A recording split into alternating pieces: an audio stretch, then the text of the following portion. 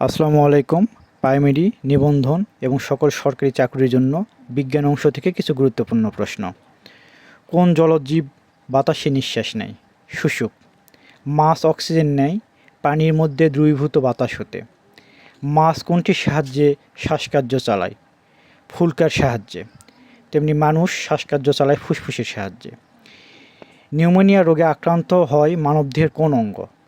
ফুসফুস। আপনারা অনেকে জানেন বাচ্চাদের নিউমোনিয়া রোগ প্রচুর হয়, এটা ফুসফুসকে আক্রান্ত করে। হংকং ভাইরাস নামে পরিচিত সার্স রোগ কোন দেশে প্রথম দেখা যায়? উত্তর চীনে। পূর্ণাঙ্গ ব্যাঙ শ্বাসকার্য চালায় ফুসফুসের সাহায্যে। কেঁচো শ্বাসকার্য চালায় ত্বকের সাহায্যে। কিডনির কার্যকারী একক কোনটি? নেফ্রন। আমাদের দেহের গঠনে কার্যকারী একক কিন্তু কোষ। আবার আমাদের স্নায়ুতন্ত্রের গঠনে কার্যকারী একক হচ্ছে নিউরন। দেহের বিপাকীয় বজ্র পদার্থ অপসারণ প্রক্রিয়াকে কি বলে? রেচন। আমরা যে মূত্র ত্যাগ করি এটা রেচন প্রক্রিয়ায় ত্যাগ করে থাকি এবং এই প্রক্রিয়ার মাধ্যমে কিডনি আমাদের দেহ হতে বজ্র পদার্থ বাইরে বের করে দেয়।